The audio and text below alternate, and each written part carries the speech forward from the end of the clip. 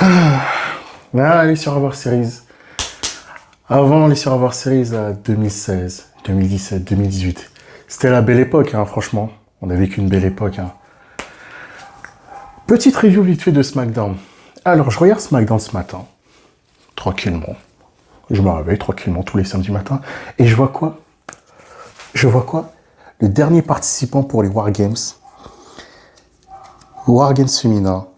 Donc, qui est officialisé. Damage Control. Contre Bianca Belair. Charlotte Flair. Shotzi. Et Becky Lynch. Ça n'a aucun putain de sens que Becky Lynch participe aux War Games féminins. C'est quoi ce booking de merde? C'est quoi ce booking de merde, putain? Pourquoi? Il y a à peu près 2 mois, en octobre à peu près, les general managers de Raw et SmackDown ont été présentés. Nick Aldis à SmackDown et l'autre là, Adam Pearce à Raw. Triple H, ils annoncent. Donc logiquement, quand on t'annonce 2 general managers, ça veut dire que les 2 brains sont séparés. Souvenez-vous aussi, il y a quelques semaines, Nick Aldis se pointe à Raw. Adam Pearce lui dit quoi? Il dit casse-toi. Qu'est-ce que tu fais ici dans mon show? Dégage de mon show. Tu vois la petite tension entre Adam Pearce et Nick Aldis et tout. Peut-être ça tease un petit traditionnel Survivor Series match Raw versus SmackDown. Et non. Mais non. Et là, tout à l'heure à SmackDown, il y a quoi aussi? Cody Rhodes qui se pointe à SmackDown comme une fleur pour aider LA Knight. Mais c'est quoi la logique? En plus, Nick Aldis, il vient et il dit vas-y, casse-toi de mon show, casse-toi de mon show. C'est quoi la logique? Où est la logique que Becky Lynch soit dans le War Games? En plus, même ce SmackDown n'a aucun sens. Alors, début de show. Il y a Bianca Belair, Shotzi qui viennent voir Charlotte. Alors, c'est bon, t'as pris ta décision. Il faut que je réfléchisse, les meufs. Il faut que je réfléchisse, là. Franchement, là, je suis sous pression. Il faut que je réfléchisse. Ok, bref. Donc, vous saviez pertinemment que votre choix était déjà dévolu sur Becky Lynch. Alors, pourquoi, pendant le show, Bianca Belair elle va voir Michin. Vas-y, meuf, toi et nous, allez dans le War Games et tout, blablabla. Bim, après Michin se fait niquer. Ensuite, Zelina Vega qui n'a rien demandé, Zelina Vega qui s'était mangé une sauce par Santos Escobar. Il a dit, vas-y, casse-toi, t'es une merde. Allez, elle pleure toutes les larmes de son corps. L'autre là, Bianca Belair, elle vient comme une fleur. Ça va, copine, ça va, meuf? Ah, désolé. Même pas de la réconforter. Allez, bim, tu veux venir au War Games avec nous? Et bim, après, elle se défoncer.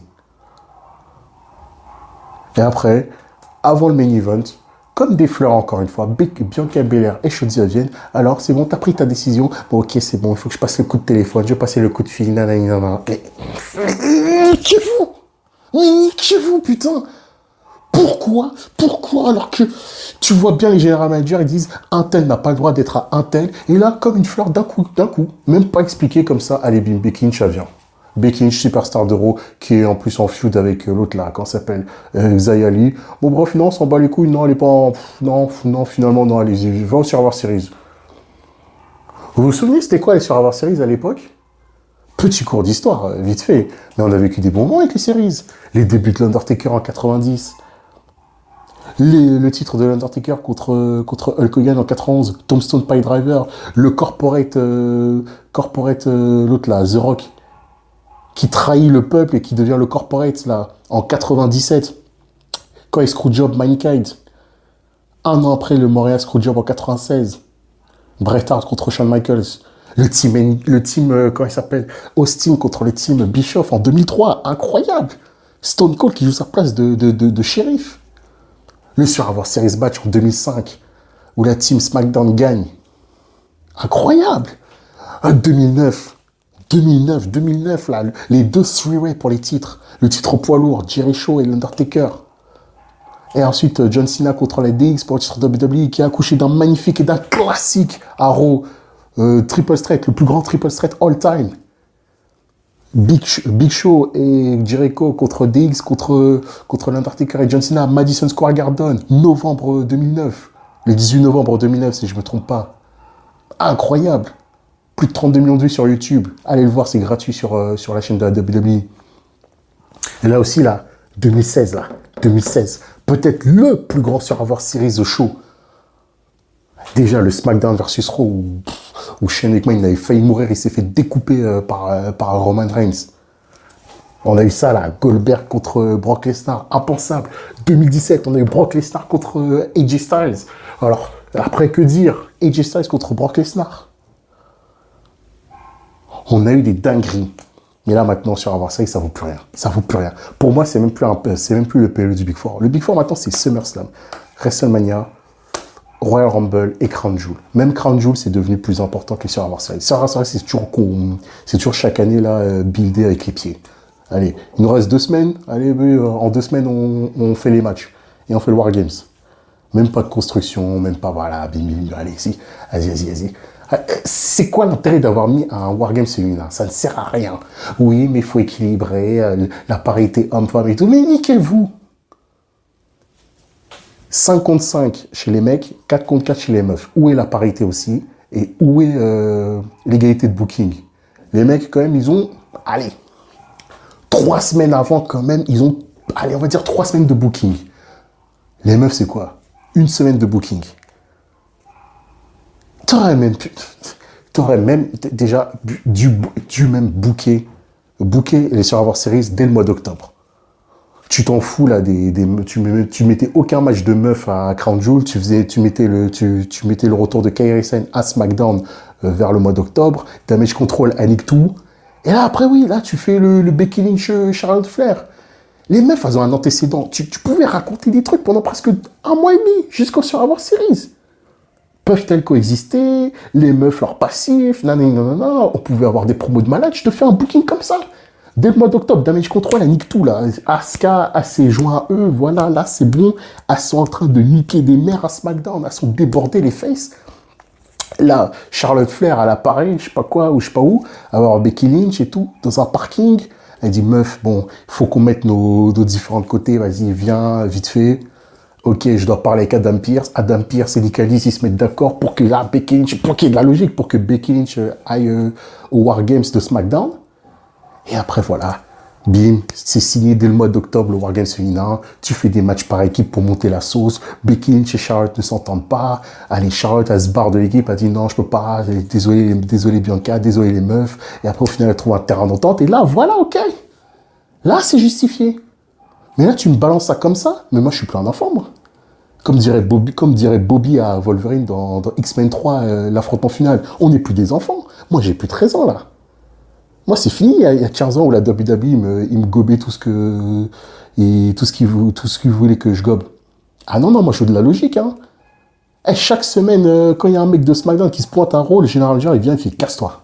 T'as pas à être ici. » Et là, comme bizarrement, Becky Lynch, comme une fleur, elle a une dérogation. Elle a signé une dérogation auprès de la direction. Oui, je sous-signe Becky Lynch de sa présence pour les Survivor Series signée. Comme ça, d'un seul coup, 1 semaine avant les séries. Tranquillement. Allez. Non, moi, je suis pas d'accord. Je suis pas d'accord. Franchement, Triple H, là, tes bookings en ce moment, c'est de la merde. En plus, là... Récemment sur Twitter, j'ai eu une source de la WWE qui disait, là en ce moment, là, les catcheurs japonais, là, à votre avis, pourquoi ils sont bien bookés? Pourquoi ils sont un peu plus mis en avant? Parce que apparemment, la stratégie, c'est que pour montrer à Kazuchika Okada que regarde, mec, tu peux venir à la WWE, là. Parce que regarde comment tes confrères japonais sont bien bookés sur Triple H. En fait, c'est une façade que Damage Control, là, la Io Sky, Kairi Sane, Asuka, là, et elle soit mise en avant, c'est une façade, c'est juste, voilà, pour, comme Shinsuke, là, juste pour montrer, ouais, frère, viens, t'inquiète, les Japonais sont bien traités avec Triple H. Parce que Papy, il est plus là. Mais bon, Papy, quand même, il a donné un Royal Rumble il avait donné un Royal Rumble à Asuka et à Shinsuke on the same time. Après, ça, on peut discuter de ce qu'il a fait à WrestleMania sur les deux. Mais il leur avait quand même donné un Royal Rumble. Alors qu'il parle même pas anglais. C'était la belle époque, hein, franchement. Franchement, c'était la belle époque, les Survivor Series. Maintenant, ça ne vaut plus rien. Je vais regarder ce show de merde la semaine prochaine. Juste pourquoi? Parce que CM Punk. Hein. Ah, moi, je vous le dis clairement, juste parce qu'il y a le fantasme CM Punk. Mais de toute façon, Wargames, je m'en bats les couilles des Wargames. Hein. En plus, c'est un match qui n'a aucun intérêt. T'attends 5 minutes pour que tous les catcheurs rentrent. Et là, bim, le match peut commencer au bout de 25 minutes. Ça n'a aucun intérêt. Et bon, allez, c'est pour faire plaisir aussi à Cody Rhodes. Allez, finish de story, nanana. Et en plus, ils sont même pas subtils, les gars, là. Tu fais venir Cody Rhodes à SmackDown, là, et tu relances un peu Cody Rhodes contre la Bloodline. T'es même pas subtil. Tu sais que Cody Rhodes va faire back-to-back Royal Rumble, bim, il va se diriger vers Roman Reigns et il va être à Lyon avec le titre. Un peu de subtilité, Triple H, franchement. Là, c'est spoilé d'avance, ça. Dites-moi en commentaire ce que vous pensez de Becky Lynch au Survivor Series. Si vous voulez insulter moi, il n'y a pas de problème. Moi, j'assume tout. Juste, de toute façon, niquez-vous, Triple H, le booking là actuellement, franchement, niquez-vous, ça n'a aucun sens. T'aurais même pu déclencher Drew McIntyre le turn de 2 mois à l'avance, voilà, même à Crown Jewel, au pire des cas, pour peut-être avoir un peu plus de subtilité aussi. Allez, Damien Priest, est-ce qu'il va être jaloux de l'arrivée de Drew McIntyre, nanana, blablabla, relancer des petites intrigues au Judgment Day, mais bref, voilà. C'est QFD, mais bon. Et voilà. Prenez-nous encore pour des gogos, hein, c'est pas grave. Moi, je suis plus un gogo, hein, mais bon. Voilà, Becky Lynch, ça a popé, puis voilà, ils sont contents, voilà, sur Survivor Series, voilà. Mais bon. Va bien te faire mettre Triple H, hein. Cette spatule-là, elle a un peu évacué ma colère. Ma maman m'a toujours dit qu'une bonne spatule, ça évacue la colère. C'était votre ami le colère du catch. Commentez, likez, partagez la vidéo. Et je serais curieux de voir vos commentaires. Allez, à plus!